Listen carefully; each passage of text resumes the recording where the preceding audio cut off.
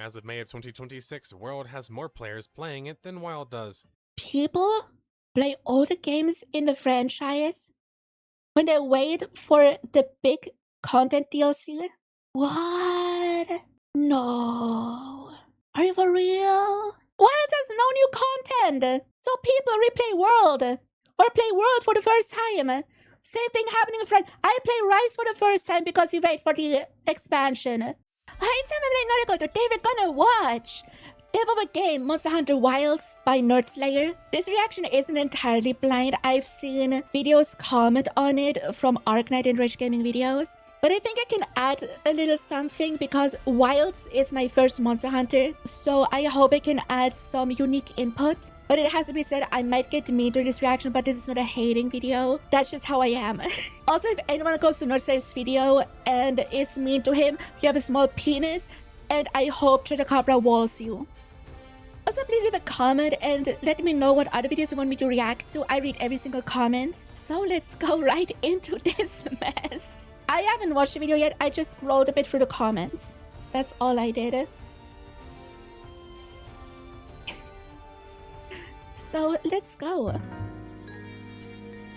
Let me know if the audio is good or not. By the way, never seen a nerdSlayer video. Hello, detectives. We have another case that has us returning to Japan, the land of online RPGs that almost always focuses more on action, graphics, and power gaming and progression in their games. While we have already covered the founding pioneer in the genre, Phantasy Star Online, being a pioneer in more ways than one for Japan as they brought them online and online on console too, a unique element of their market in fact. We haven't covered the much bigger commercial hit series, though, that spawned from its foundations, Monster Hunter. For reference, while Phantasy Star Online was widely successful for its time by comparison, it made somewhere in the realm of 1 to 1.5 billion over its long life cycle, over like 2 major titles. Compare this to Monster Hunter and you see the difference in scale, as it was able to make well over 8 billion in revenue. The Monster Hunter franchise accomplished this by establishing a working formula. You choose your weapon type serving as your class, party and teammates, usually I guess it just goes into what the Monster Hunter is for the people who don't know. Which monsters you wanted to hunt, as the series name implied. This successful and simple formula has netted the series a bunch of titles, but the series was largely local until the massive success of Monster Hunter World, which dropped back in 2018, and its expansion, Iceborne, which would manage to sell a combined... Dude, World is almost a decade old. How do you guys feel about that? How do you guys feel about that? A whopping 44 million copies, more than every single Monster Hunter game in sales combined prior. Since then, the series has only largely continued to grow, managing to continue to sell quite well and make a presence that is now known way more globally than just its most popular market in Japan. This was all leading up. The fact that it has held up so well. I feel pretty damn good about World. I feel old, that's about it. Up to their launch, Valid their biggest title both. yet, or at least the one that was set to be, Monster Hunter Wilds. They didn't start with World until a couple years ago. Fair. In the beginning of 2025. While this title would manage to blaze through selling 8 million copies in just a jiffy, it would ultimately peter out at just about 11 million copies sold, a far cry from their last few titles. And since has been rated mixed according to Steam. Meanwhile, the previous 2 titles because are rated performance very issues. positive by comparison. The game's population started incredibly positively, and now as of May of 2026 is sitting at less than 2% of the original game audience, having lost the other 98% in just over a year. What went wrong with the most popular ORPG or MMORPG franchise globally, and a founding father of the genre, having been putting out titles in that field for 22 years now? We will find out that and more, including, most importantly, the largest contributing factors to the failure of Monster Hunter Wilds. Failure. I wouldn't call the game a failure. Yeah, it's stagnated because of the performance issues, but failure? No. Looking how Wilds is now, it's absolutely not a failure. What do you mean? The game series is a series where we investigate. But there's so many performance issues when it launched, as far as I know. Yeah, I heard that too. But people act like Wilds was the only MonHun to ever have a performance issue. I think the reason is that most people got into World around when Iceborne came out. I think that is why. Not when it actually launched. The games were much worse than Wilds. Yeah, but we just talk about it in MonHun. The largest contributing factors to a game's death or process of dying by utilizing a timeline of events, filled with clues and bits of evidence. Once the Wilds failed, it is a live service game, it shouldn't be treated as such. Yeah, definitely. Most important, like what I would call what modern MonHun is semi-live service. As in they keep adding more content over its lifespan, instead of endless live service. Like basically live service, but with a definitive end. Is what I would call it. Because it leans more into live service things, like constant new event quests and shit like that. we activate our detective intuition, especially during the final deduction, where we crack the case for good, in case you missed any of the clues along the way. Choose your weapon, detectives. We have some monster hunting I to begin do. the Goliath.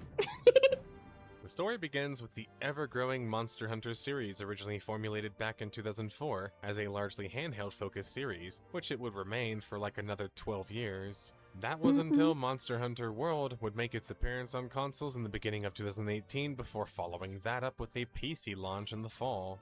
Before this point, the series had largely sold the best under the Freedom moniker, a PSP Monster Hunter title that would have as many as like 3+ titles released under it, and well, 3 more if you count Generations as well, and well, eventually Monster Hunter Rise. Why would you count these? Well, that's because the lead director behind those games was the same guy, Yasunori Ichinoshi. This is relevant because in Japanese game development especially, game directors have particular styles and ways of handling titles, and oftentimes alternate from game to game, which can have some serious style and design impacts on the next game. The next leg of the race for Monster Hunter was their 4th iteration, Monster Hunter 4, and the Generation series and of course Ultimate follow-ups, which would both prove to be even more successful than the previous Freedom styles commercially. Monster Hunter 4 and all mainline titles Was the handheld? I suppose the handhelds were more popular, but usually had a console on handheld. I mean, version had MonHun 1 and MonHun 2, and then Freedom on PSP. Second gen had DOS, then Freedom 2 and Freedom Unite on PSP. A third gen had Try and Try Ultimate on Wii and Wii U.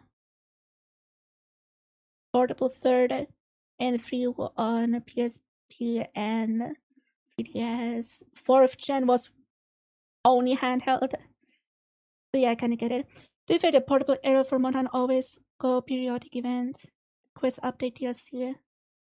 What it does now isn't anything new. And the expansion is just but the old games were considered G-rank versions. So yeah. Like the expansion is something they did since fucking 1st gen. Absolutely. But it feels more live servicey how they do it now than how they did it back then. Is what I mean. titles were directed by none other But it's definitely not a live service game. than Konami Fujioka, including the more successful previous Monster Hunter 3, which was particularly known for being rather difficult. Following the ultimate release of Monster Hunter 4, Fujioka would shift to the executive art director on both World and Wilds in the future. The lead planner of Monster Hunter 4, Yuya Takuda, would become the next game's lead game director, a developer who originally was a passionate, hardcore Monster Hunter gamer who wanted the game to have more realism and immersion to the series. Takuda was in charge of Monster Hunter World, which would manage to sell a whopping 44 million copies across the base game and expansion, and, well, all platforms. A title that is often accused of being a strong departure from the Monster Hunter series by its fans, as it focused more on immersion and simulation aspects. I mean, World changed how the franchise works entirely, right? Like, the core is still there, but everything around it has changed drastically. between 4th and 5th gen, so it makes sense. That would be required to hunt monsters properly. The slower and more deliberate combat and positioning was a bit of a turnoff for some with Monster Hunter World, as what came alongside it was a rather difficult game, especially because as you progressed and took on more difficult foes, some game World difficult? Wasn't World called a baby game when it came out by veterans? Wasn't that a thing? What do you mean World was hard? Race is much closer in fear to classic MonHun. Yeah, I heard that a lot. But what? gamers being unable to even complete the game's more difficult bosses, a callback to the series' third game, a notoriously difficult one. This was significant, because as Capcom would later confirm, a large amount of the next title in the series' focus would be trying to meet a wider range of players, including cutting down on things like travel times, allowing for auto-travel mounts, and more, as we will discuss later on. Development would Wait until you get to the end. Yeah, obviously, endgame should be hard. But when I hear, like, the difficulty talk in MonHun, people mostly rant about low rank being too easy. Fucking low rank. The glorified tutorial. Everything for the feels basically perfect. Good purchase rate. Valid. Long is to teach you to play the game. Yeah, exactly. start for Monster Hunter Wilds as the next premier title would be dubbed. Okay, we're just gonna ignore Rise. I guess. Sure, fair. Time in 2019 I guess. or later, ultimately being in development for about 6 to 7 years before being released. Being developed as well with Capcom's proprietary RE engine, the same one that was used for the majority of the Resident Evil and other Monster Hunter games too. But Capcom wasn't just focused on the next major Monster Hunter title, Wilds. There we go. Also go. cooking up another Monster Hunter title, one that was a bit more handheld and console focused, of course. Monster Hunter Rise was a return to Yoshinori Ichinoshi of the Freedom and Monster Hunter Portable fame, which was kind of like the majority of the audience, like both literally and historically at that point. Well, of course, up into World. Yasunori liked making his games have simple focuses, where shining in the action combat and overcoming your foe department, there was more about what his main focuses were about. Yasunori games have a distinct action feel to them, and are more approachable on the base level than the other Monster Hunter titles, including from Takuda. Monster Hunter Rise was this taken to the next level, with even more approachable combat systems and a difficulty level as a series title. A more cooperative-focused adventure, as it took just one tutorial mission, and you could be playing with up to 3 of your friends too. Rise did a lot right, including taking the same seamless map approach that World had made famous for the first time in the series, and then making the game easier and more accessible in some ways outside of that. But I mean, I don't think Rise's difficulty is that low, just to attract more players. A big part of it is also that it's a handheld game. It's a Switch game. So it needs to be able to be played in short bursts. Right? Like, if you're gonna play Rise, I don't know, on the train or something, you don't want to be stuck in like a 20, 30-minute hunt. You want to be able to do it in like 5 to 10 minutes. Otherwise, it's just impractical. As I've seen and reacted to this, essentially unanimously agree. Doesn't fully understand what he's talking about, or the franchise as a whole. And they have a lot more movement and combat options. There was some early writing on the wall, as the game would demonstrably be easier than World and even prior Monster Hunter games, but ultimately didn't have the same impact as World. By the way, it pisses me off when people only judge a game based on its difficulty, because that's stupid. Because the more you play of a series, the better you get for new games in a series, so every game is going to be easier. As it was essentially just a handheld game or Switch game that was ported to other platforms, like the PC. This could even be seen in the game's presentation, to be fair. It still sold massively impressively at 28 million copies sold, including with its expansion Monster. By the way, I love our Rise logs. I prefer how Rise looks over how World and Wilds looks. Look. Definitely. This Monday is going to be the first Monday play. Yes, exactly. Monster Hunter Rise Sunbreak, though over half of the games. Because even Rise has a hard learning curve with all the skills you can do. If everything, right?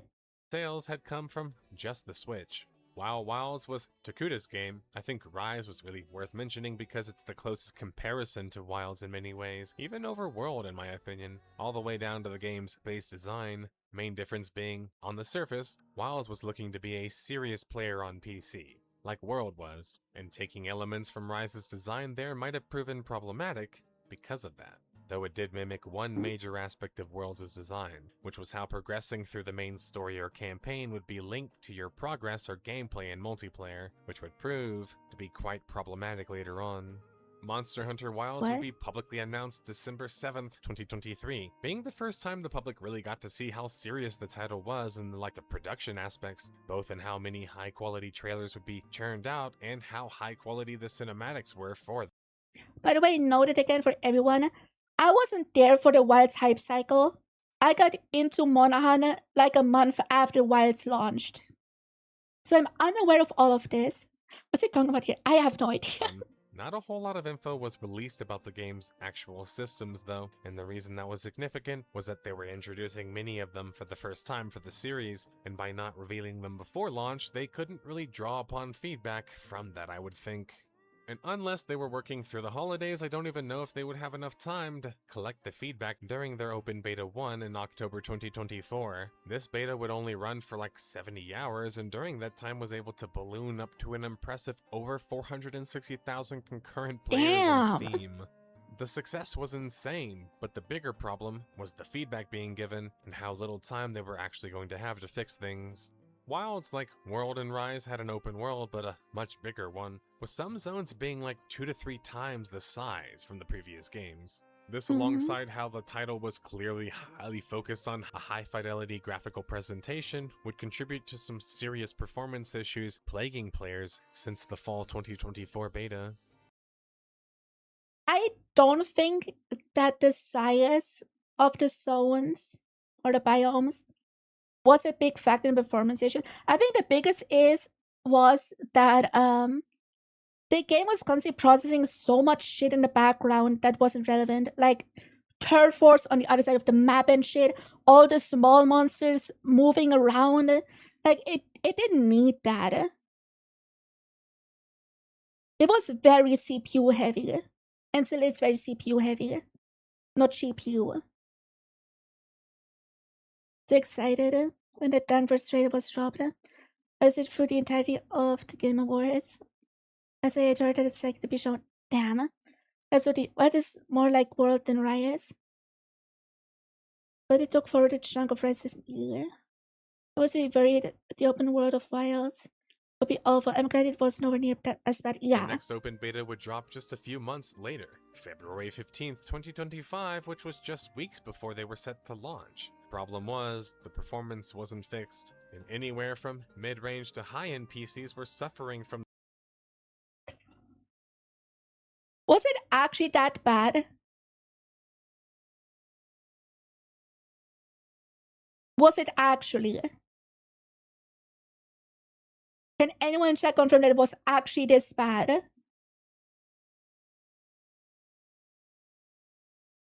They've never really had many issues with files, even when I was using a 2070 GPU and other i7 processor.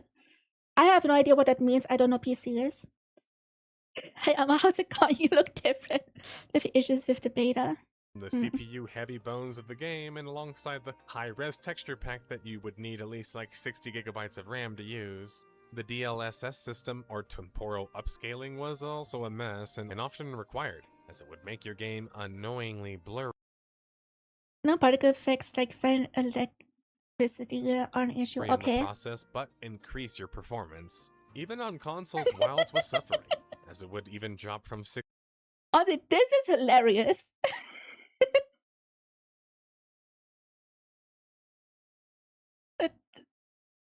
I like my low poly dosh. Can we have more low poly Dosh, please? He's so funny! I love him! Finish on the beta. Yeah, it looks like it. Yeah, it says at the bottom beta version.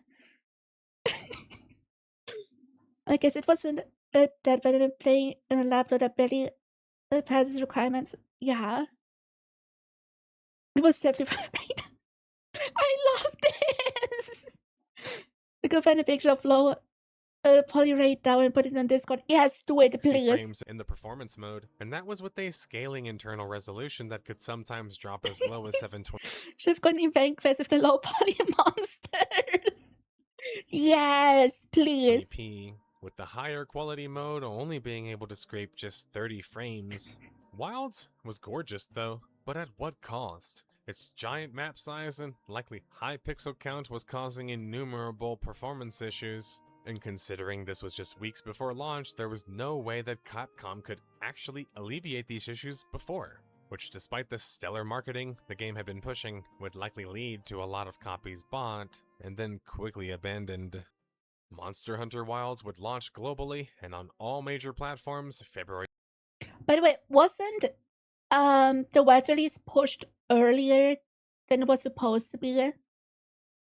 Wasn't that a thing? I heard people say that.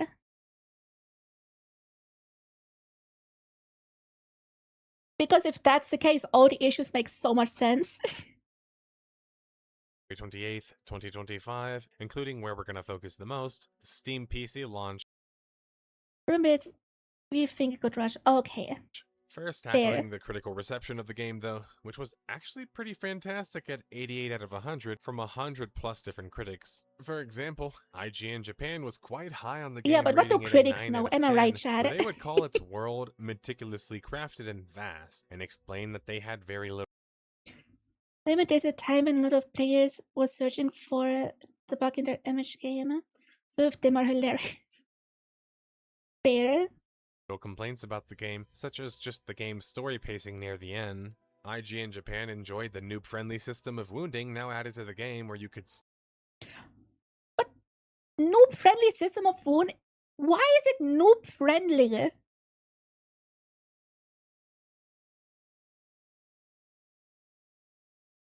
Monsters in general in Wilds have more HP to balance out the wound system. What do you mean?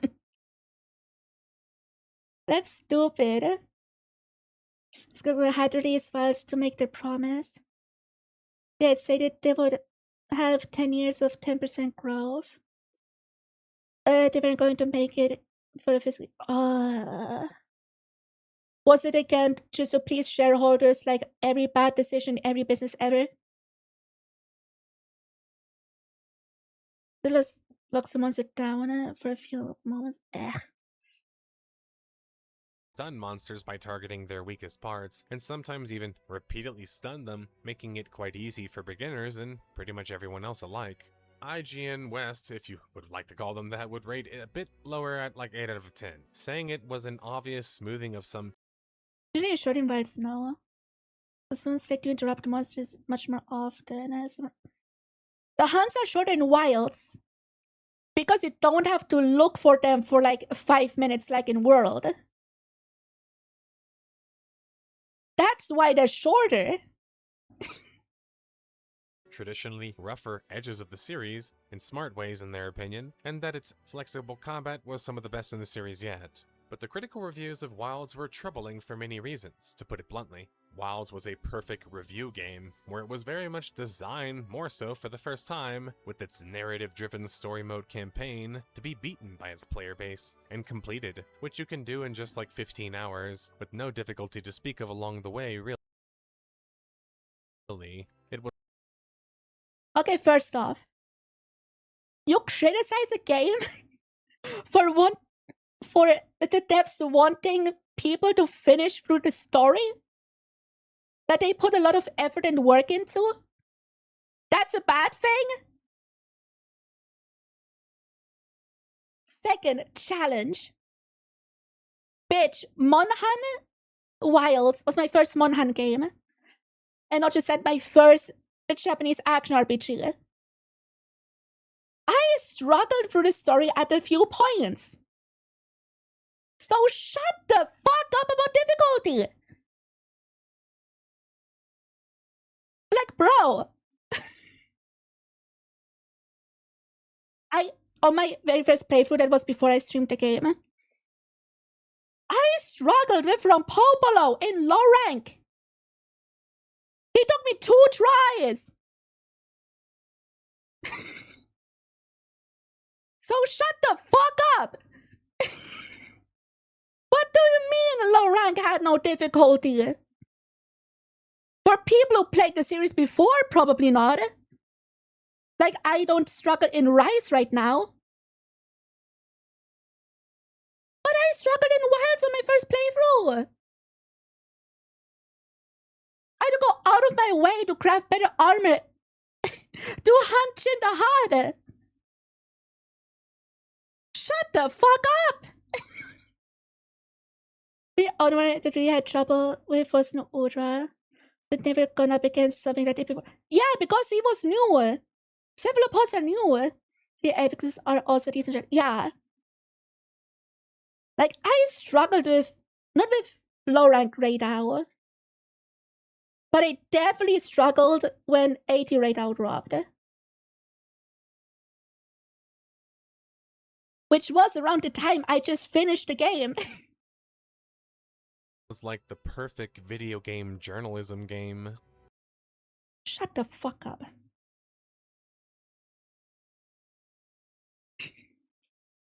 Also, Polyray is posted and shared for this. Okay, I'll look at it later. Why do people want low rank to be hard so badly? It's a tutorial. It's the story. Who gives a shit? You play through that once and then never again. Why is the difficulty of low rank relevant in any way? Maybe journalism game is mixtape. True. No, actually, mixtape is a bad journalism game because I have to press a button every now and then to progress. Every now and then to like talk to NPCs and shit. Like it's wait, wanting to be a pure Souls game or something. Yeah. But MonHun isn't even close to what Souls games are. Except, oh, it's an action RPG, so it has to be like a Souls game, right, Chad? But once you start to evaluate the player reception and reviews of Wilds, you realize that the critics and players had vastly different experiences for some obvious reasons I'm going to outline shortly. On Steam, from 80,000 plus Steam reviews, Wilds was the worst rated 69% positive, nice. Monster Hunter game on Steam yet, at just 69% with a mixed score. The largest complaints largely ignored or unnoticed by the video game media, were that the performance of the game was absolutely abysmal. This is gonna show you in the Cold War. Yeah, that's why I don't play Souls games. Because I don't crave, like, super hard difficulty. I just wanna hunt cool monsters.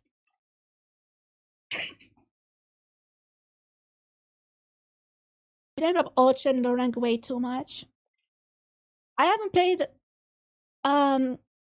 Ocean yet except like the first few HRs in Frontier. And it was fine until I hit HR 5 and everything fucked me up. Like up to HR 4 it was fine. And Frontier is notorious to be full of bullshit. So I love the challenge. Yeah. Like, people play these games for different things. MonHun in the early game should appeal to the people who don't really crave challenges, play these games for the first time, blah, blah, blah. And then in the end game should be challenges for the hardcore gamers. You know, like we have now with the 10 stars and GOG and Omega. This sort of question should be harder. When I think about it, it's fine the way it is to hook more players. Yeah. Like, I struggled a lot because this was my first action RPG. And honestly, if low rank was too hard, I wouldn't have finished the game. Because then I wouldn't enjoy it. I don't enjoy super hard games. There's with difficulty, but when the devs dropped the latch and the game was criticized so much. Didn't they review bomb Iceborne the same way when Elatrian dropped as they did with Wilds when Omega dropped? Wasn't that the exact same thing?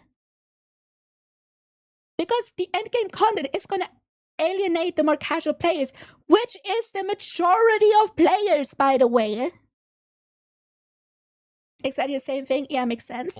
With some players having extremely powerful PCs still eventually running into performance issues where they would have to clear their shaders after every new update. By the way, this is why I don't like PC gaming. Because you never know if your rig is good enough. Console gaming for life, just saying. And worse, being unplayable for those without a spaceship. The next major issue was the difficulty level of the game was non-existent almost. Shut the fuck. When I was in high rank for the first time, I struggled with 7 stars. And the veteran said 7 stars are too easy. Shut the fuck. New players exist. Let them enter the franchise. All the way through it. All the images is shown so far have been ranked. Yeah, because that's where all the pretty cutscenes are.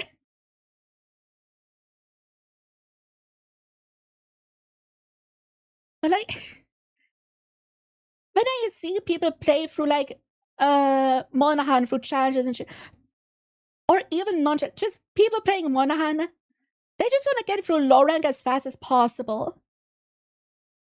Because everyone knows that low rank is not the real game. To an extent, I do understand wanting more low rank difficulty, especially low rank difficulty had more spikes when you needed to improve your gear.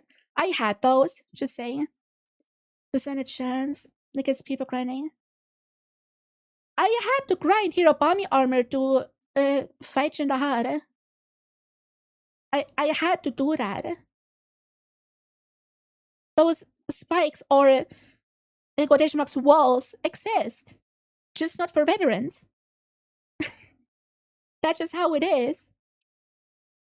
Even non-veteran Monster Hunter gamers were claiming that they were able to beat the story without ever dying a Shut the fuck up. No, they didn't. single time, and doing it even completely solo as well, which was made significantly easier to make the game apparently more approachable to more kinds of players. And veterans were claiming, according to my sources, that the game was What the timing, yeah. essentially easy mode up until the later updates would add some more challenging fights, and even that was just like 3 to 4 of them at max.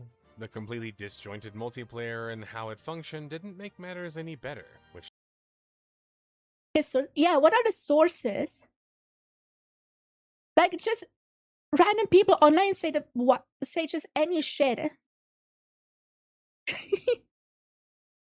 Like, who said that they played Wilds as the first ever MonHun or even the first ever action RPG and said they could get through it with no problems? Like, I'm a big gamer. I play games every day for like 5 to 10 hours. It's my literal job. And I struggled. What do you mean? I never die in games when I cheat infinite health. True. Is it conspicuous? According to my source, yeah. You gotta drop the sources. Otherwise, how do we know the validity of the source itself? I think Reddit. Reddit is not a source. also likely contributed to the players playing more solo. That's because Wilds would also introduce player-driven cutscenes and cinematics for the first time, which was great, being able to actually hear your own voice and have a more integral role in the By the way, I love the story in Wilds. It's very interesting. plot, other than it just being kind of like an excuse to go hunt monsters. There were actual stakes in the story, and characters were more heavily involved. This is a series that was largely essentially just like an extraction shooter if you want to see it that way, as you would normally in previous Monster Hunter games not even interact with the world at all.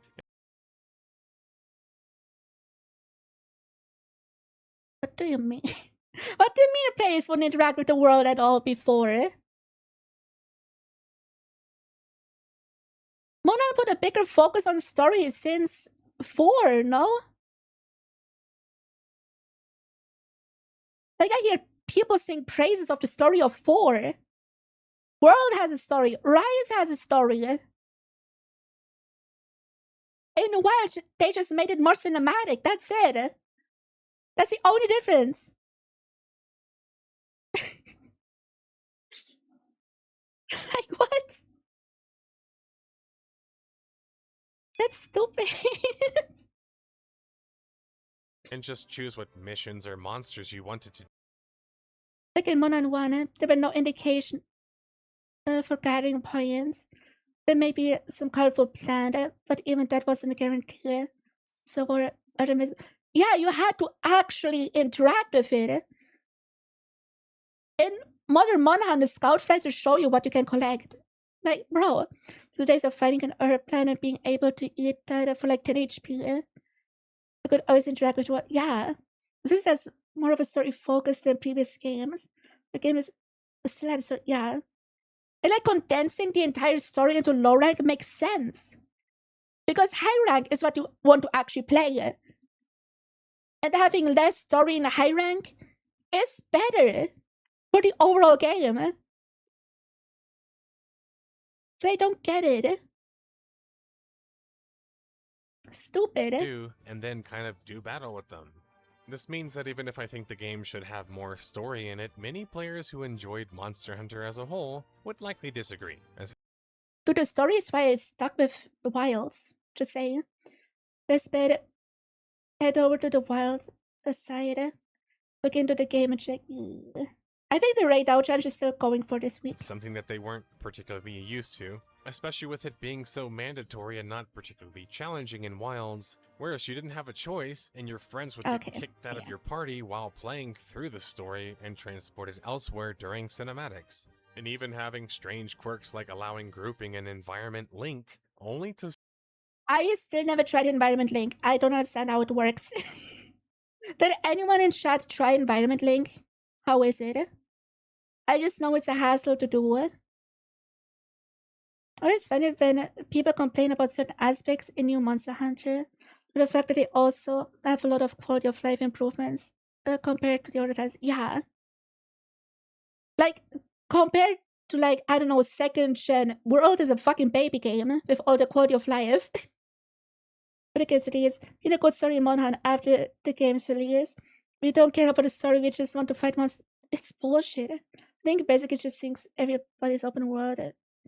The host, okay.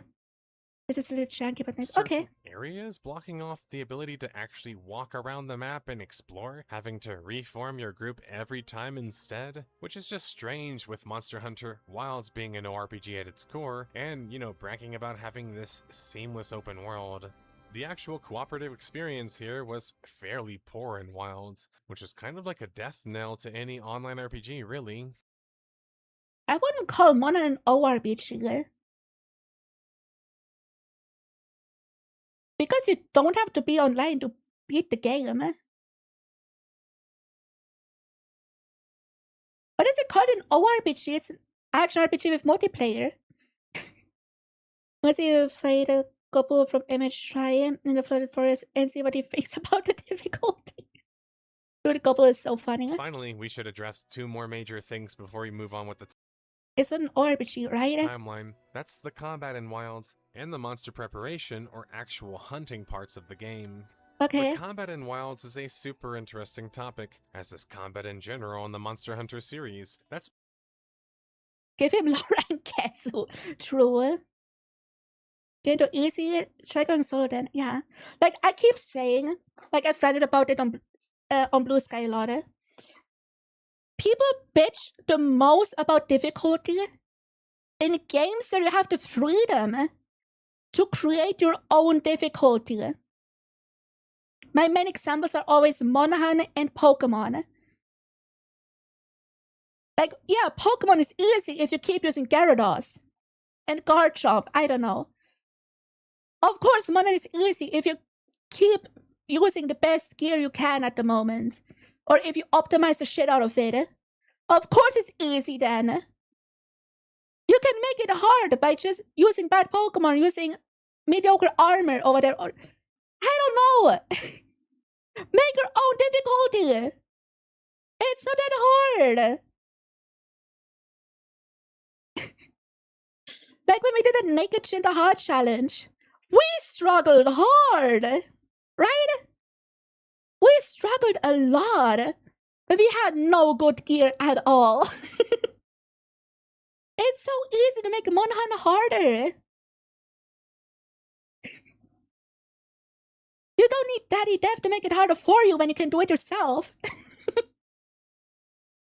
It's always been its best when social connection was at its core. Yes, that's why I play multiplayer, not solo. Because some Monster Hunter games like World or Rise were a bit more deliberate, especially World, with combat and approach to combat scenarios, wanting players to pick the right moment to strike and... Did we play the same Rise?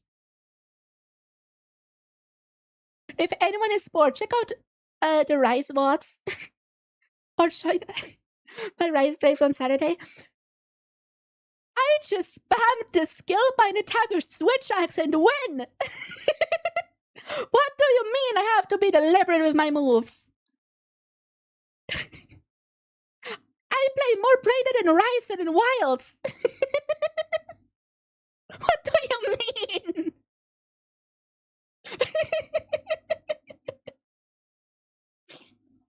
Fucking stupid, bro. I agree about the particles. While particles are super strong. I guess. But you can also turn them off. You can turn abilities off. Again, you can create your own difficulty in MonHun. Stop whining. There was that one game journal crashed out after he got killed in Eldring when he tried to kill the first NPC. He got multiple warnings from said NPC that he should stop. His monster still moving. Invincible Gambit. His monster moving. And Metal Discharge. Yes, exactly. That's how you play Switch Axe. Some members don't care about deliberation at all. Yeah. Like, I have to think way more how I play in Wilds than I have to do in Rise. Paying attention to monster behaviors and attack patterns properly. Whereas games or series like Freedom or Generations, or even the mainline series in some ways, require far less positioning and were more about straight hack-and-slash RPGing. Old gen hack and slash? I haven't played old gen yet, except a little bit of Frontier. And even I know that is bullshit. What? What do you mean hack and slash? What? Like when I think hack and slash, I think fucking Warriors games. I think a Muso game. Not a Monster Hunter. What are you talking about?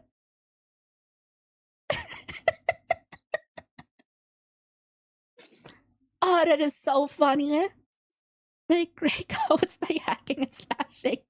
Yes, you gotta be careful so you don't damage the skin you need for your hat. That's true, that's true. Breaking TMC 2 all of a sudden, yeah. I've always had movesets and tells, so positioning has always existed. Yeah. Like the core of MonHun is still intact. It always has been. God damn, this has to be rage bait. Then I see MonHun as a hack and slash. As if you're in endgame gear and go to like low rank. That's what I did for title hunting. The only hack and slash MonHun are the fucking phone games. MH Now and MH Outlanders are MonHun hack and slash.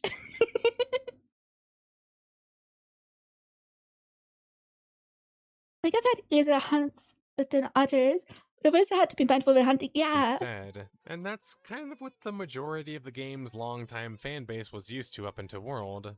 But remember, the two most popular Monster Hunter games of, by orders of magnitude were Rise and World, which had contrasting gameplay styles that some veterans disliked.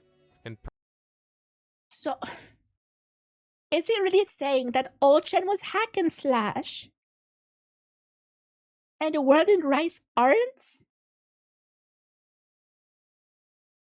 I think he needs to consult his sources again. What? Even the phone was a decade ago had body part aiming. Yeah, true. What is he yapping about? What? Personally, I like the combat in World and Wilds. The more intentional combat typically kind of makes me feel that way because... Wait, now it's intentional. I'm confused. It says the combat in Wild is intentional when before you said it was just mindless. What?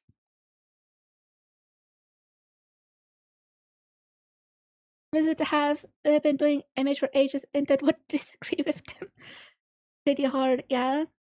We're just using words he doesn't understand. You're more immersed into the game. But the problem with Wilds, however, was it was essentially taking too much inspiration from both Rise and World.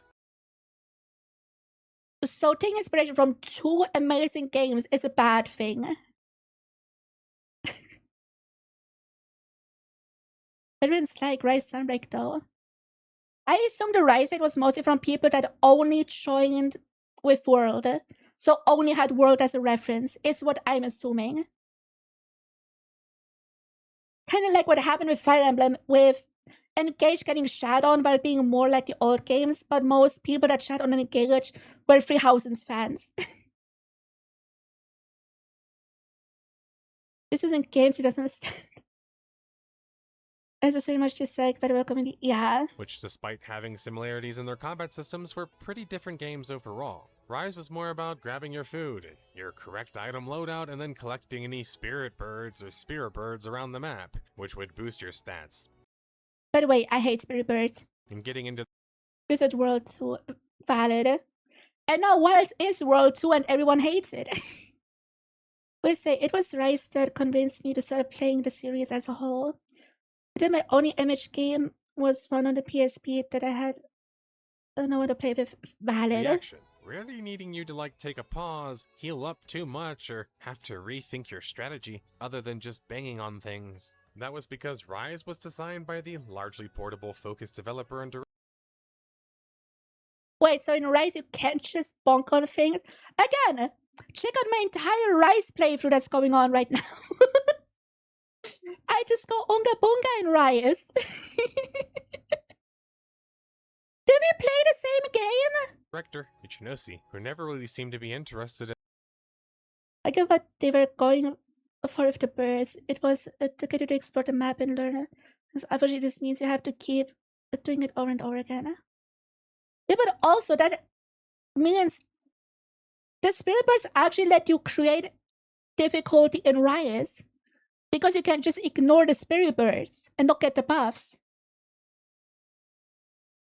I'm replaced raging right now. And other styles of combat, whereas World and Wilds were directed by Takuda, who originally was recruited into the franchise with the big goal of making monsters have real noticeable behaviors. In a world with a proper ecosystem, Takuda was more focused clearly on things like immersion and World's story. These two clashes would create a problem where if you try too much to be like Worlds, or Rise, or both, you end up with a game that's quite confused about what it wants to be. Wilds isn't confused what it wants to be. It wants the immersion ecology from World and the addictive gameplay of Rise. Isn't that complicated? It takes the best from both. How is that bad? I'm confused.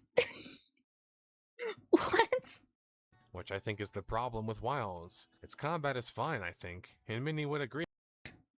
He just said like a few minutes ago that he liked the combat in Wilds, and now he says it's okay, I guess.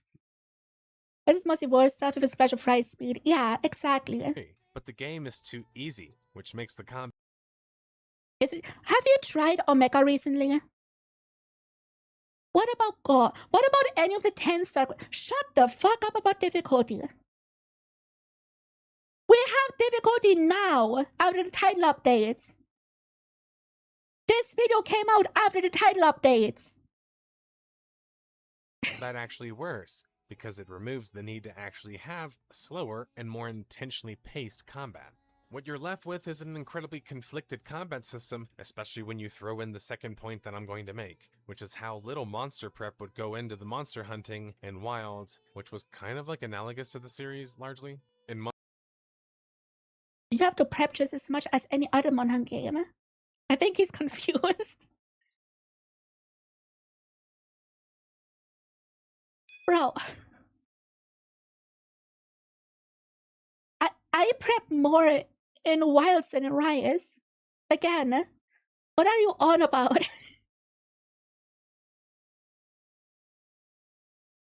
My prep in fucking Frontier was similar to what I do in Wilds. What are you on about? I'm just confused by this video. Monster Hunter World and previous Monster Hunter games, this was an integral, unskippable part of the game. Was it? Isn't all you needed to beat like the world, sorry, to slap on health boost and win? Isn't that all you need to do? To beat the world? Hunt a few Raffians and that's it? From what I heard.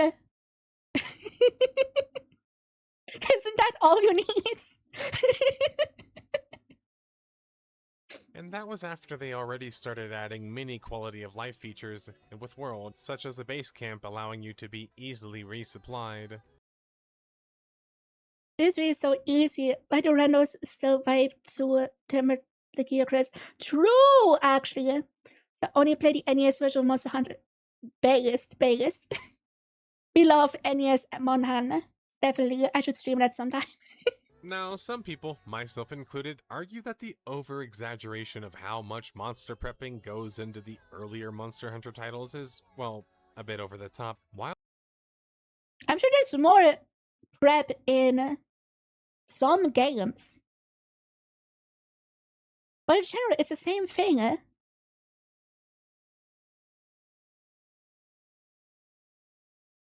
You just get a general loadout that works for pretty much every hunt, and that's it. Done.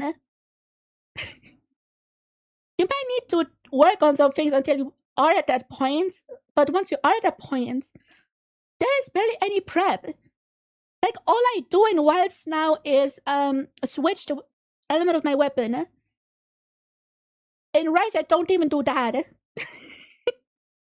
I didn't play World, not because I don't like the idea of it, but because I never got around to it. Valid. the solution to the problem Same. was to streamline instead of adding new ways to approach the problem, or just making them deeper or more fun. This just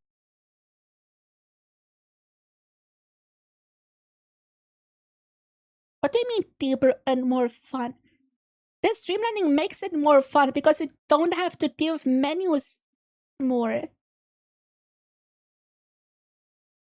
Menuing is the worst part of Monster Hunter. Or one of the more annoying parts, especially when it's just so basic shit like items. Because for getting right is for quick on the go hands. But only way to work, not in depth hands with friends afterward. Yeah. This ends up being kind of confusing in design, as you basically don't want players to be bothered by monster prepping, yet it still exists in a very streamlined state, almost making it, like, completely trivial. I think Dude, there is so many ways. There's so much skill expression in Wilds. If you wanted to, you could make a set for every single monster to be optimal. It just makes more sense to make one general set for everything. That exists in every MonHun game. Shut up. Let's get it. Things having infinite whetstone ruins the new MonHun. Actually, infinite whetstone is more realistic because the whetstones are not one-time use in real life. Just saying. For all the immersion people out there, Infinite Whetstone is more realistic. I think Tokuda needed to make the choice to expand more of these systems rather than just streamlining them, because if you only streamline and just file away even the sharpest point of a stick, you're eventually gonna run out of stick. And that's the worst thing about Wilds, ultimately, in the end. It's just an oversimplified and filed-down version of the Monster Hunter franchise that happens to have an incredibly alienating multiplayer system and piss-poor performance to boot.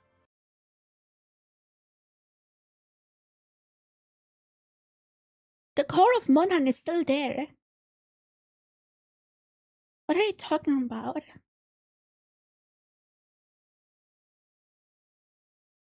Did you know the break after 1 year was with the people selling you the whetstone to give you crap? So you have to spend more selling to get to more. But okay, the performance thing is, yeah, the performance was valid. But it's been fixed for months. It was fixed as the last update after Q4. It's pretty, even seriously fun at times, but it's just full of warts and all. Also, the only critique on Wilds I take seriously is the performance. Because everything else is just semantics. I would say it took Capcom longer than it should have, but it was fake. Yeah, like, to be fair, the game was rushed out probably to so shareholders can jerk off. And they had to fix the game, but also continuously giving us new content. So I can understand that it's difficult. I'm a bit more forgiving for this shit. Because the industry is fucked, and that's just how things go. I just wanted it released even sooner, by the way. They wanted it to release sooner so they can release sooner. God, shareholders are the fucking devil. Warts or not, Monster Hunter Wilds would still manage to blaze past 8 million in sales at a base price of $70.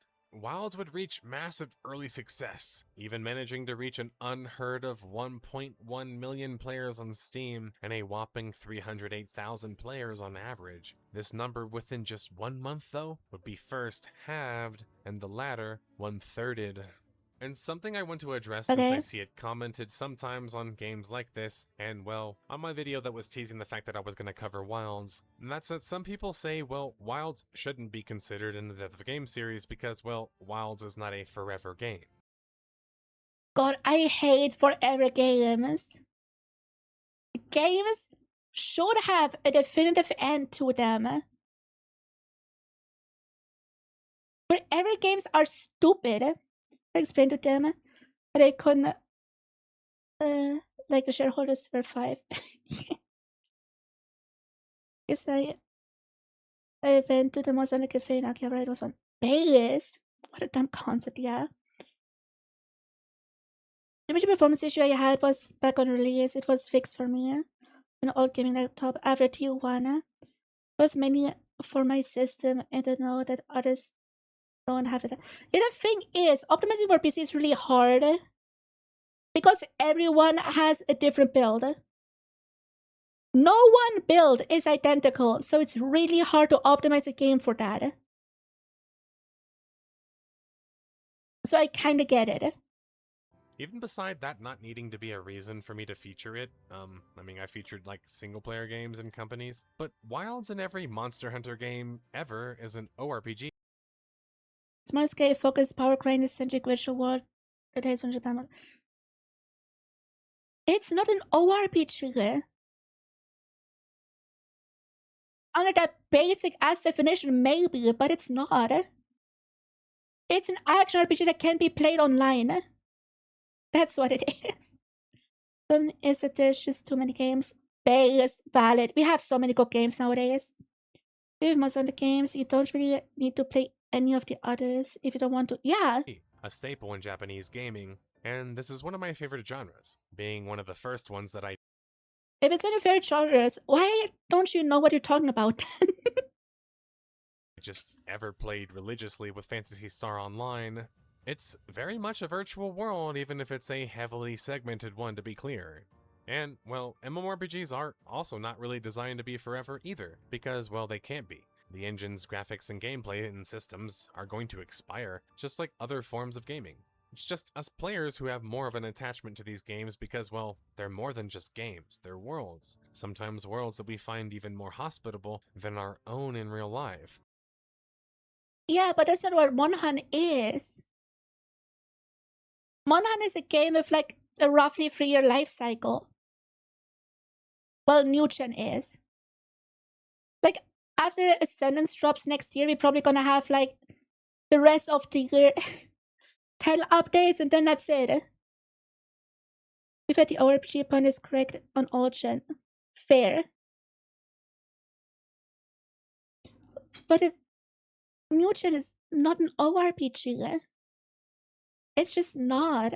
So it feels like a forever game. But even with games that are constantly evolving with engines and gameplay, like for example, World of Warcraft, you can see the growing pains and then some, especially with the aging systems. Yakuda and team, including long-standing producer Ryoso Tsuchimoto, who had been a lightning rod for the series but also a long-standing member of it, would promise a series of free updates to hit the game post-launch. Well, yeah, we have that since World. How is anyone surprised by that? Organized and dubbed as title updates, with the first to launch April 4th, 2025. He presents it like that was a new thing. The title updates are a new thing. Why does he present it that way? Like, World had issues too. They got fixed over with updates.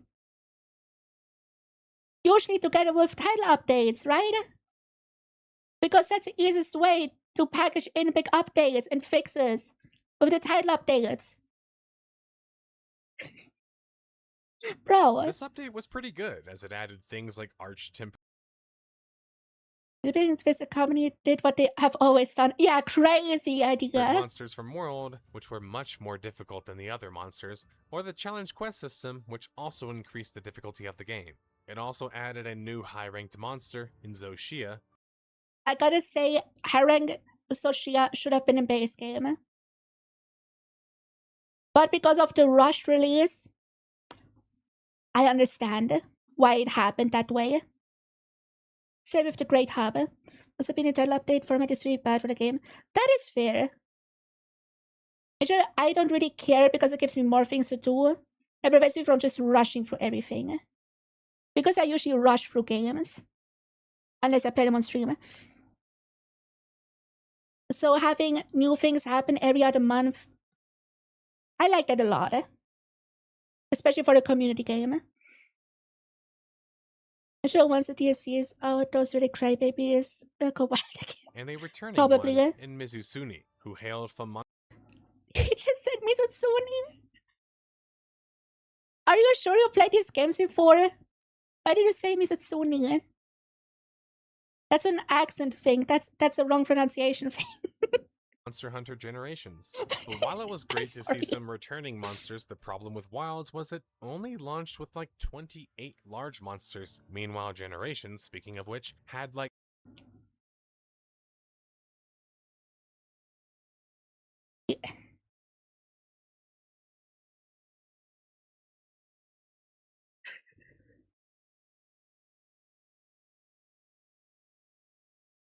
He compares Wild Space roster to Generations base roster. Generations.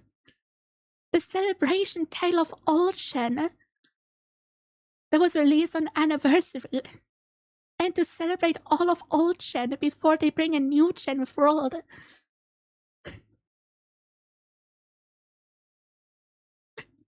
You can't make this shit up. This has to absolutely be rage bait.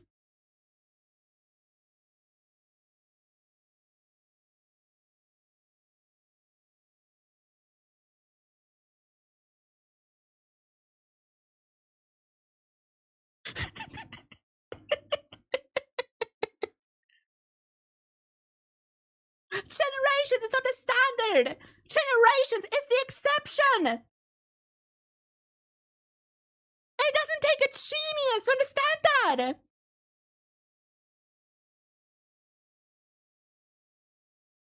What?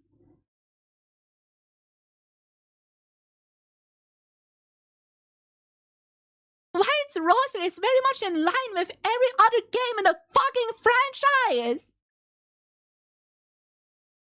What?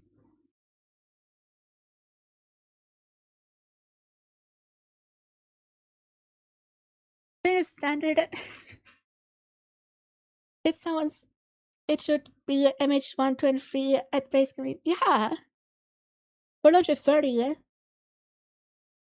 Yeah. Bro. Dude. Like, I understand if it just doesn't know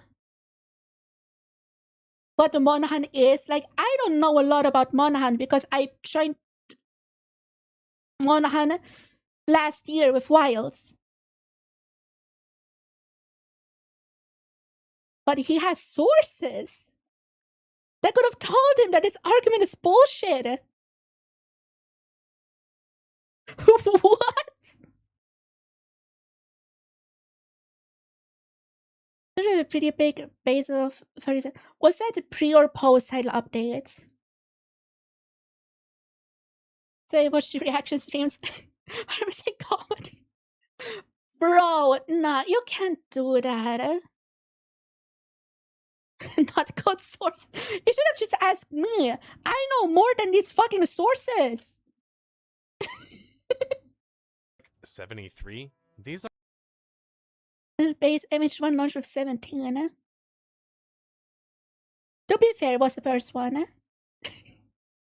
are handheld Monster Hunter games that have oodles of more content and much longer play. Doesn't all of Old Gen use the same engine? So, it's so easy.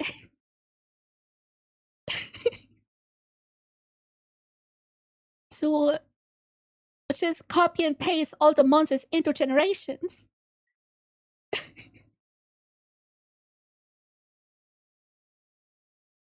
was the whole point of Generations. It was a game built around reused assets.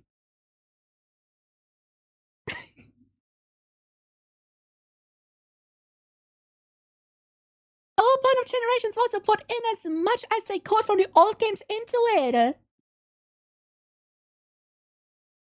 think Base Image Try only had 13 at release. Yeah, I heard that. Bro, nah. This has to absolutely be rage bait, 100%. Times than Wilds did. It seemed like in the process of reaching a new audience, Capcom had done a poor job of servicing their actual core audience, which was in like the dozens of millions, I might add. Yeah, the dozens of millions started with World, who had a comparably sized roster to Wilds. Shut the fuck up. MonHun was niche until World.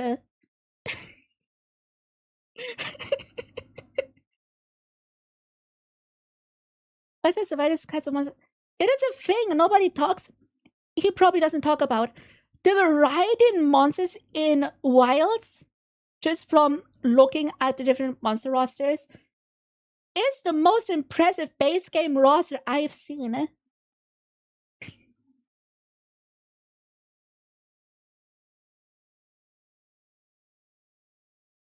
Like, bro, Rose and White's rosters are really great though. Yeah. Why is it such an amazing diversity of monsters? Is it has been fumbled the most, the Monster Hunter games? Or Tales of games? I haven't played Tales of, so I don't know. Nobody knows more about Phantasy Star Online than Monster Hunter. Yeah, and that's also nothing like Monster Hunter. Except it's also an online-focused game. Like in the old days, the West would be getting the base game, and the East is getting G rank. Yeah. The sake of diversity is bird wyverns. to and they are both from version, yeah. And now we have an amazing new bird variant with an unreal skeleton in Ascendance. Despite this great update, the population would tank even harder after another passing month, reaching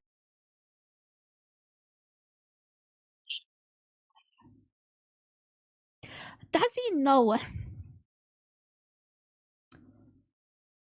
that when a game adds new content, that people come back to play the new content and then drop the game again until the next new content? Because that's how DLC works. And title updates are just free DLC.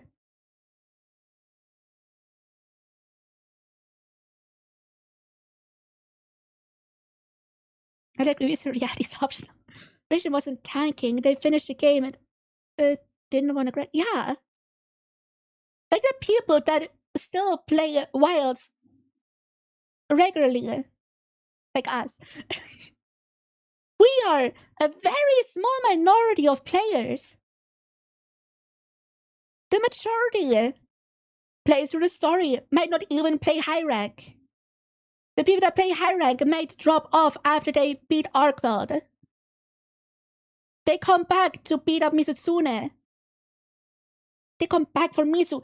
Then they drop the game again. Then they come back for Lucky and Steve. Then they drop the game again to come back with Omega. Then write a bad review and then drop the game again. And then they come back for GOG. That's how the game works. Like, bro. That's how it works. That's the majority of players. Majority of gamers play other games.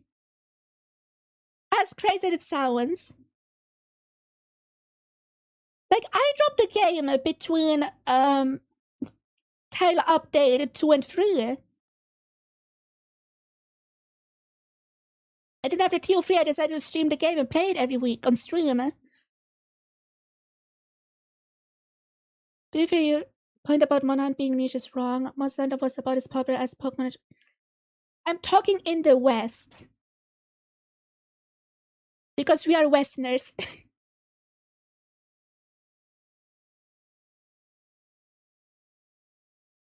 That's what I'm saying. just 149,000 players peak and 34,000 players on average.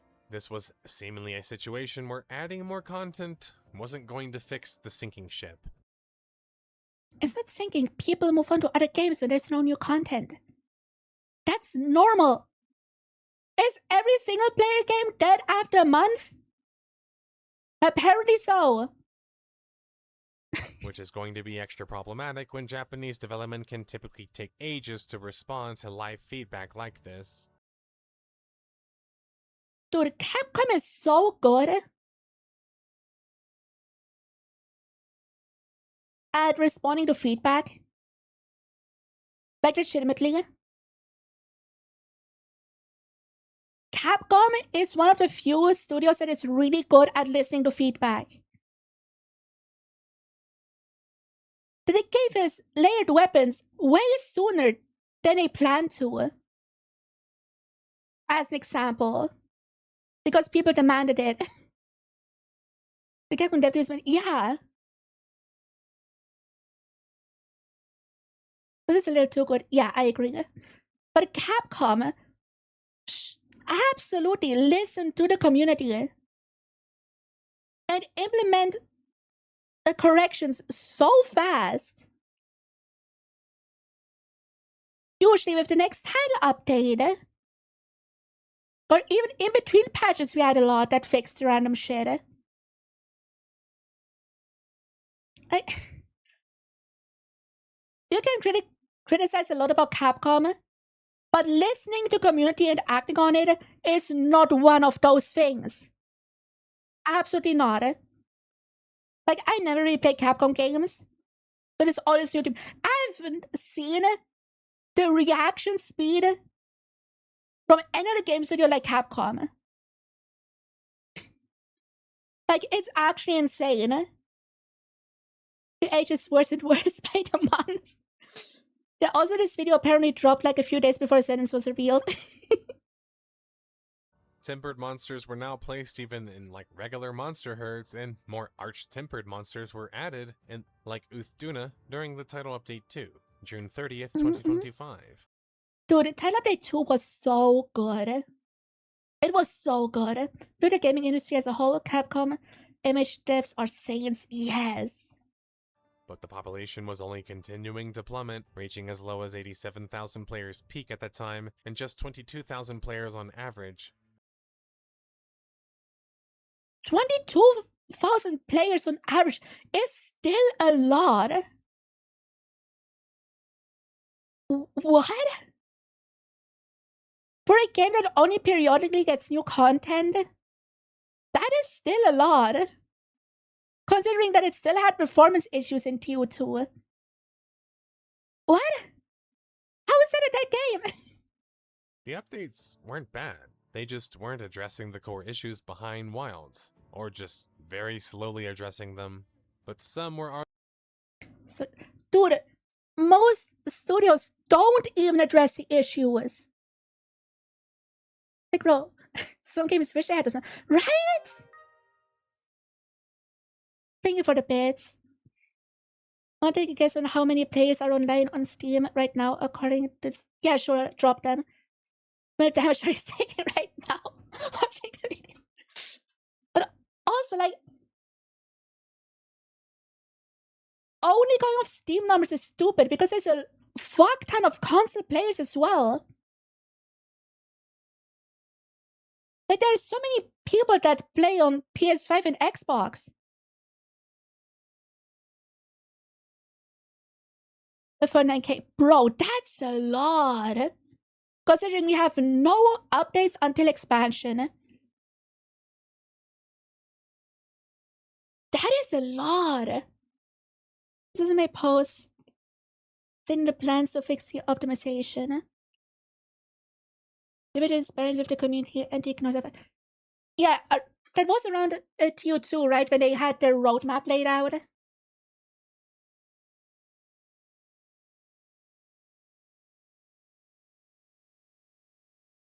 That was around then, right? They were like, oh, we add more difficulty with the TO3 and the talisman system. And then even more difficulty with TO4 whenever that happens.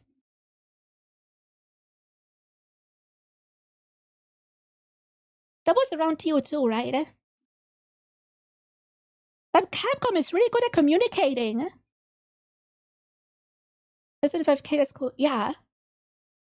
I'm sure it's getting into how Rise and World Play numbers have risen in the last few months. Totally not because we have nothing to do until expansion. They would have made a GOG parts allow weapon to upgrade it to a higher upgrade. That obsoletes audience. I'm fine with audience as long as they phase out in the expansion. That's kind of my hope. arguing that perhaps these couldn't really be addressed anyway. Title Update 3 would drop September 29th, 2025, and in my opinion would add the most difficult encounter to the game yet. People ask for difficulty. Here he is. And everyone hated him. And that was the unlikely crossover from Final Fantasy XIV. But this was like 7 months after launch, and although it had a positive Oh no, it was 7 months after launch. Like how title updates always worked. Crazy. population movement, You can let the truth get in the way of your truth. True. with the peak population jumping up about 20,000 players. What? Player count doubled when title update dropped? What?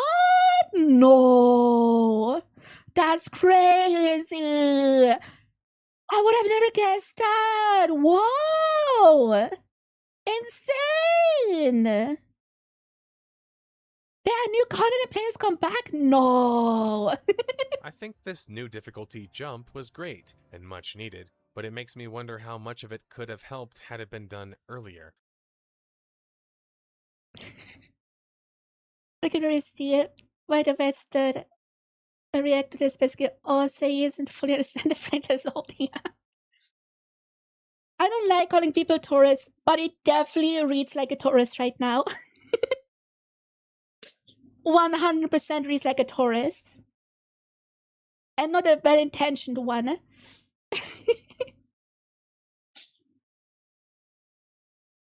Like, I agree that difficulty was needed, because around that point I was getting good at the game.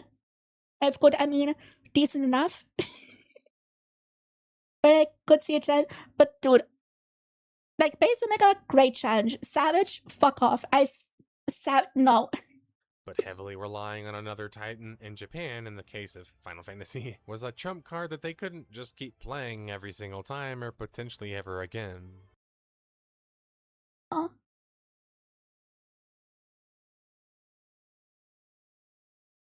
Is he saying that the player count went up again only because Omega is Final Fantasy? And not just because it's new content?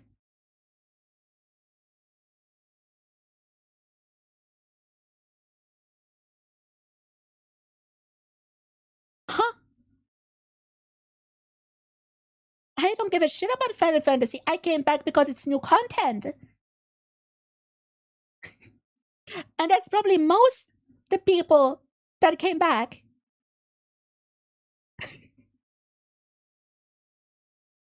What? Title Update 4 would drop at the end of 2025, and it would add another fairly difficult monster, 𝘔𝘴𝘦, being a classic Monster Hunter 4 Ultimate monster, more arch-tempered monsters to conquer, and a 9-star version of 𝘕𝘴𝘦 𝘊𝘴𝘦.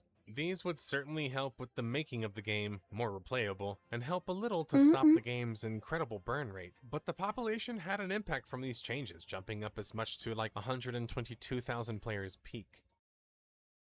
Wow, they added back a fan favorite monsters and the player count went up by a lot. Insane. The most challenging update yet would occur just 2 months later, which seemed to be the cadence the game had been largely following regarding updates. This update would add arch-tempered 𝘕𝘴𝘦, with 𝘕𝘴𝘦 being the flagship monster of the game, of course, and now unlocking 10-star quests too. But really, what was most important to me about this update was the fact that it clearly seemed to be a preparation for something larger, perhaps an expansion. Chad, do you think there's going to be an expansion for Wilds? Like there has been for Rise, and for World, and Generations, and 4, and 3, and DOS, and fucking MonHun 1? You guys think that's gonna happen? No!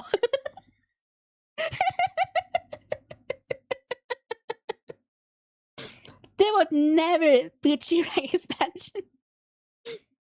But so if you add new stuff to the game, then more people come back and play it, and that's impossible.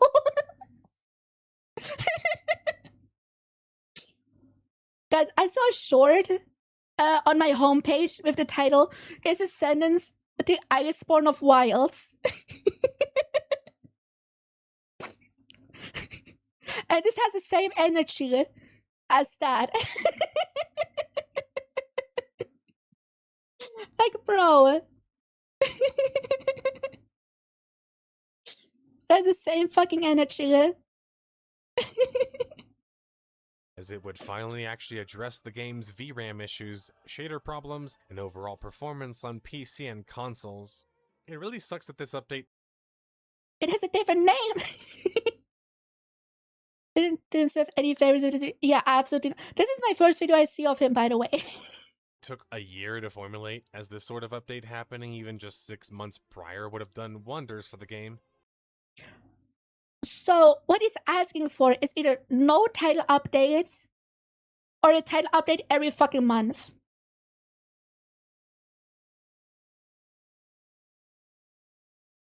Does he know how game development works? Like the time requirements?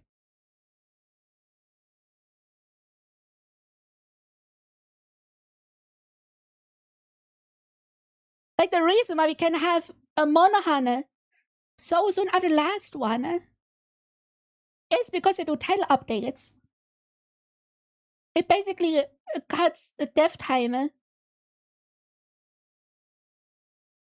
it then uses to do title updates and some other shit based on feedback that they actually listen to.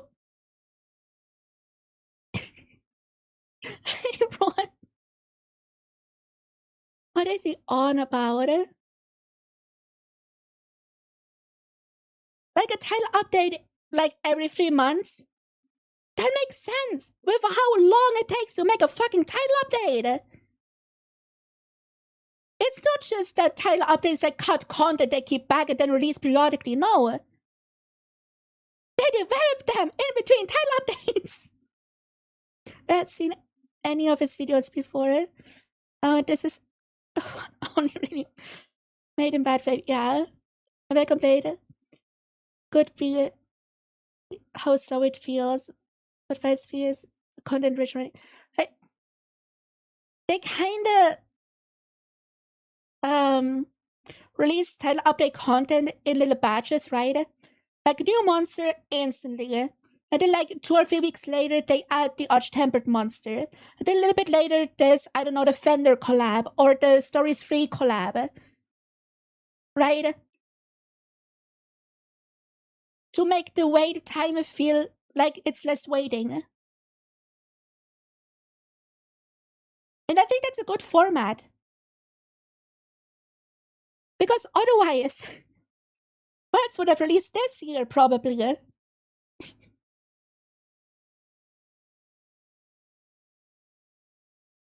Dude. Making gaming content, it takes a while.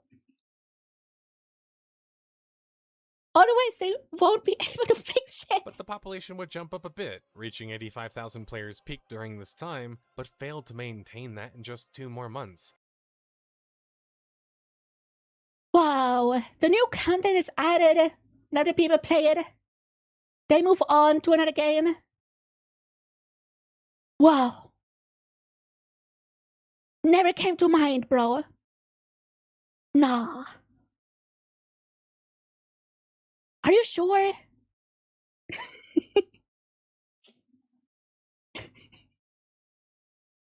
Like, after TU4, we knew that we didn't get a title update 5.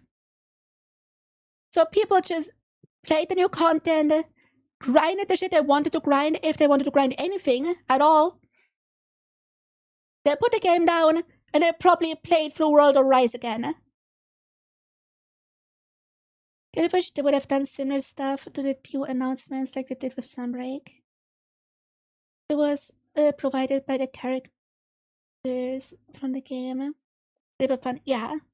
Shocking twist. With the game's population falling as low as 32,000 players peak in April of 2026. Dude, 32,000? After the last 3 DLC dropped? It's a lot! What do you mean? More importantly than the update in February of 2026 was the confirmation that Capcom, from producer Tsujimoto, had already been working on a, quote, large-scale expansion. Oh yes, a quote, large-scale expansion. That never happened in the series before. They're programming back in my high school. Again, comedy say it that I'm not going to become a programmer. That's very speculative for it valid and biggest. Which was typical for the franchise, who had some rather... Okay, he knows it happened before.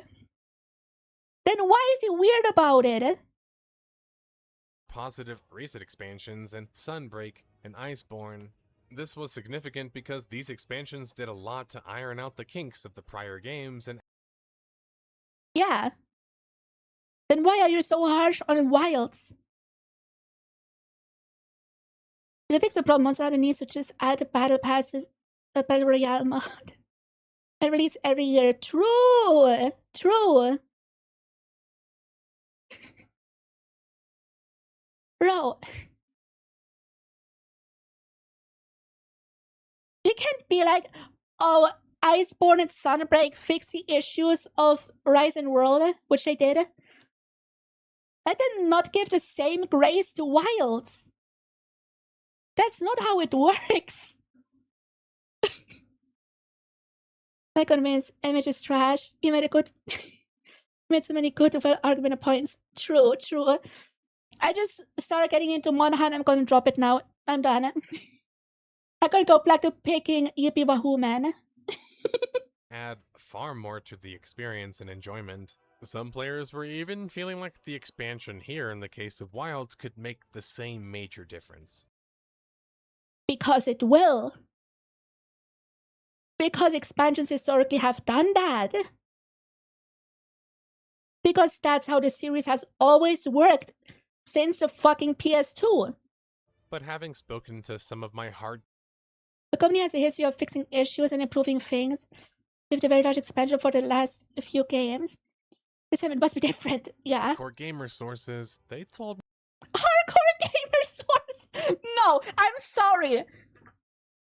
I can't take sources seriously. They represent it as hardcore gamer. No. Nuh-uh. Shut the fuck up. His hardcore gamer sources that didn't tell him that comparing the roster to generations is stupid. People are waiting for the expansion. Be for starting Wilds as well. Yeah. This guy even think of what the video will put him through. I summon common logic, the forbidden one. My sources is admitted and fucked up. Bro, hardcore gamer sources. mean that unless the expansion can address the core issues that players were having with the game, it's just going to be more things to do in a container that people really weren't totally thrilled about. And I'm just saying, if people don't like the game, they don't have to play it. Have you considered that if people don't like the game, they don't have to play it? It's almost crazy in terms of content. It's picked every single MonHun, but the amount of content at launch. Yeah. Is it possible to do with how large scale the games are nowadays? it also doesn't feel good to say that even if they do fix it, that the only way to play the fixed Wilds is buying the expansion after buying the base game for $70. So that means like another plus 40. So Dude, in the olden times, you had to buy an entirely new game for the, in quotation marks, finished game. Shut the fuck up! Taking absurdly long to make a game like that today, yeah. Circle Camera Sources is probably just people on Twitter who don't play the game, yeah. One more DLC, you have to pay for it. Dude, you can't complain about an expansion being $40 when you got a year's worth of free DLC, and you will get a year's worth of free DLC afterwards.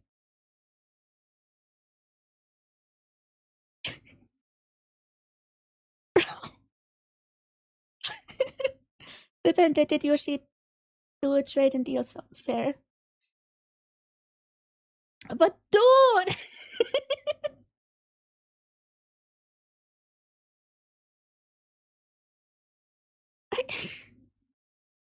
Bro,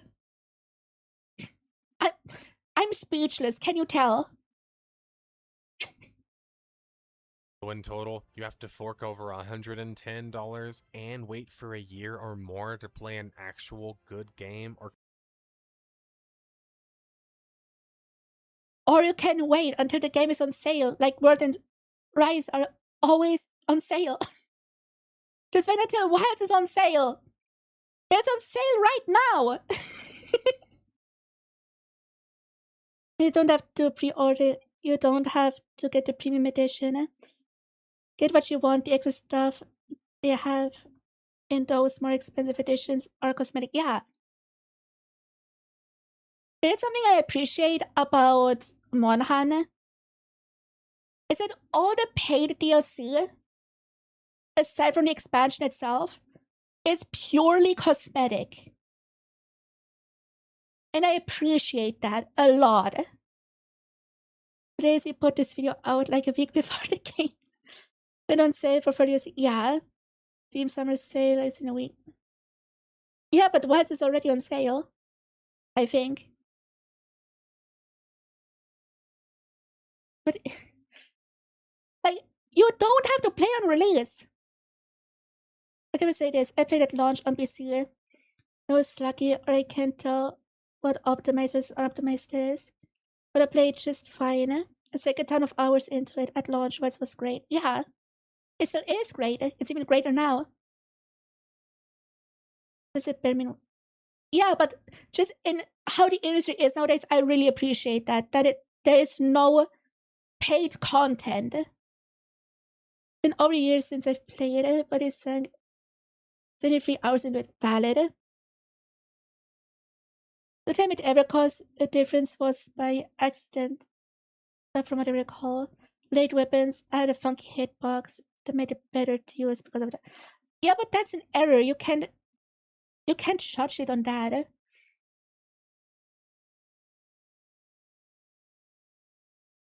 But like, again, you don't have to pay $110 to play Wild's Ascendance. You can just wait for a sale. You can buy a used copy of Wilds. It's not that hard to just wait. Completed game? Come on, Capcom. Now, while some players might feel you can't measure the success of Wilds by its player count levels just a year removed, you can for two major reasons. So the Wilds says we have fallen off a cliff. Yeah, because they took a while to fix the performance issues. And people have to get over the fact that the performance is good now. First, if you consider Monster Hunter. I'm a bit irritated by games like Rogue Trader. They're releasing main story, interconnected DLC, so I'm still waiting to play it. The different conversation. Yeah, valid. I just don't like when DLC is mandatory. Because it just shouldn't be. Like, we would have a big conversation about that if, like, the title updates were paid DLC. Because that would be bullshit. Is this death of a game? Yeah, it's death of a game. Getting people to wait with the attention span that you have nowadays is crazy. Well, then it's a skill issue. Worlds' reception and player data on Steam, you see a much different picture. First, as of May of 2026, World has more players playing it than Wild does. People play all the games in the franchise when they wait for the big content DLC? What? No. Are you for real? Nah. Wild has no new content. So people replay World or play World for the first time. Same thing happening in France. I play Rise for the first time because you wait for the expansion. The game that is now on a holding pattern says players in a complete game they played while waiting for the new content. Whoa. Yeah. That's what I'm doing with Rise right now.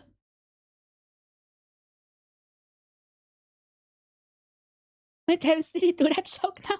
Not enough. It's my favorite joke. I love that joke. Isn't that crazy of a concept? Yeah. Like, I don't know if you heard, but people play multiple games. I know. I would have never expected that. Let it feel a minute damage on this video. So as you're playing a Bloodborne, Halo fans, you're playing any Halo game. You play good game. Yeah. Like, I replay different Fire Emblem or Pokemon games all the fucking time. I'm going to start replaying Xenoblade soon on stream. Because good games are worth replaying. After the next MonHun drops, people will go back to Wilds when you wait for that expansion. Just saying. both on average and at peak, which is bizarre. And we will have the exact same conversation again, just watch. Because time is a flat circle. When the game is 8 years older and isn't producing new content. Yeah. But it has the expansion, which is like a whole other game on top of it. Shut the fuck up! During those 8 years, never dropped below the current numbers of Wilds, even after 1 to 2 to 3 years in. Worse, as a measure, Worlds sold 4 times more than Wilds at 11 million copies sold, and in all of the past 12 months, Wilds has only managed to sell 1.32 million copies sold. That Okay. Wild sales are gonna pick up again when we see how cool Ascendance really is. means that Wild didn't just sell worse than World, it sold worse than Rise, a glorified Switch port. Okay, so? Does it matter? And even Is it people who join in Wilds that are going back to play the older games are waiting? Weird. Yeah. And the people playing World right now are people that probably got into MonHun with World. The people going back to play Rise right now are probably the people that got into MonHun because of Rise. It's such a basic concept. sold less than the expansion. It's like with Iceborne and Sunbreak, numbers will not go back up to the highs that it had a lot. Yeah. Obviously. Comparing old games' whole life sales versus Wild's very young lives. Yeah. Wilds wasn't the hit that Capcom had expected, and there's a strong argument not the hit that they had invested so much money into either. Konami Fujioka is reportedly tasked with working on the next mainline Monster Hunter series, so it will be interesting to see how he, the team, and Capcom in general respond to the reception of Wilds. They already have responded by fixing Wilds. They have responded with every single update. What do you mean?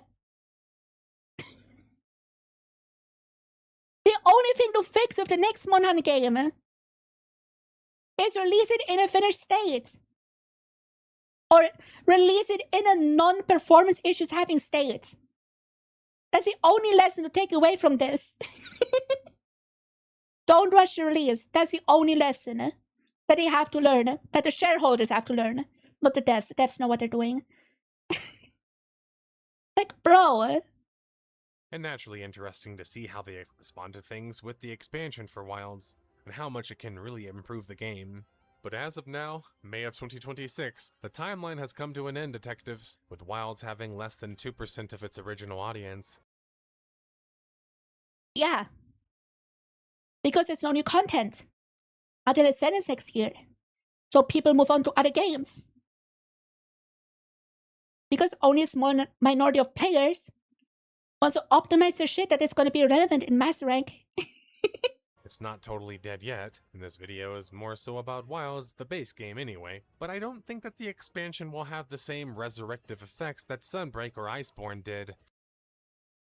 And why not? Did the hardcore gamer sources say so? It does feel like you wanted it to be a bad game. Or no claim instead. Maybe you wanted reactions to this video or something to drive extra clicks on his channel, but for me that yeah. Like, I think first off, a lot of the points are just full bullshit. But if this wasn't a death of a game and more, I don't know, the struggles of a game, it would make more sense. I'm glad I didn't watch this video when I first saw it pop up on my feed. It would drive me insane if I had listened to it myself. After all the hype around the sentence, I can't wait to see him proven wrong. Yeah. Like, I think Ascendance is gonna have even a bigger, could have an even bigger revival effect than Iceborne and Sunbreak. Just because we don't have performance issues anymore. So there's most likely going to be way better word of mouth. Because what hurt whilst the most is just bad word of mouth because of the performance. All the other shit is just semantics.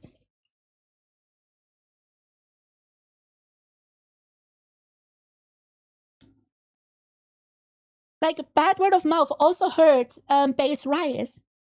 And Base Rise is amazing. I have a lot of fun with that. And didn't have performance issues, by the way. So, yeah. It's... Ascendant's gonna bring the hype back. Absolutely. For the prior Monster Hunter titles, that's the final reason I decided to feature it here on the Death of the Game series before it was literally dead. But hopefully, you have been paying attention to the clues along the way. But don't worry, in case you missed any of them, why did Monster... So, he made a video called Death of the Game, but he made it before the death. That won't happen. The game is gonna, in quotation marks, die when the next MonHun is out. This will suffer due to COVID, yeah. But mostly through bad word of mouth. Hunter Wilds end up rated the worst Monster Hunter game in decades, and the worst selling game in nearly a decade.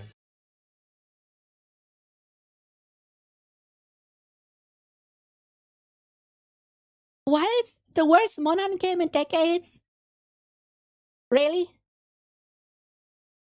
Have you seen gameplay of MonHun 1? Like, I'm sorry, all shit looks really charming, but it looks so clunky and... No, you can't say this is the worst MonHun game in decades. No. You just can't. It's an amazing game.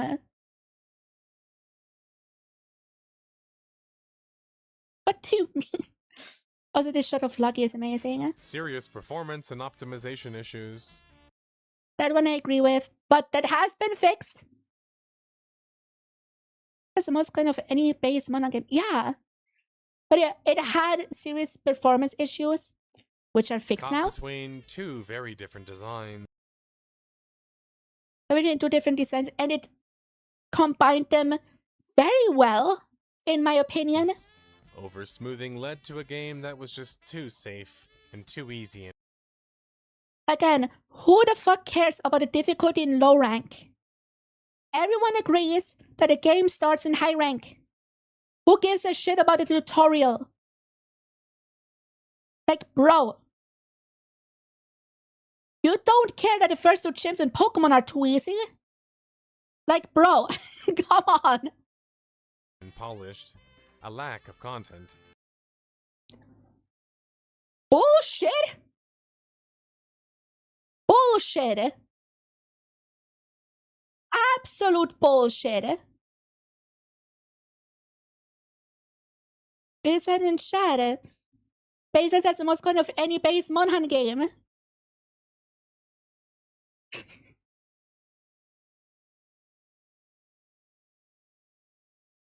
Bro. You can say lack of you can only claim lack of content if you compare it to fucking Chiu. Like, bro. Oh my god. Confusing multiplayer systems. I mean, not really. I don't think the multiplayer system is confusing. It's just that nobody really uses environmental link, which it's just a system nobody uses. Because there's no point behind it. Because if you go hunting with friends, you don't go running around in the overworld and just run into monsters. Or just click an investigation in the menu and do that.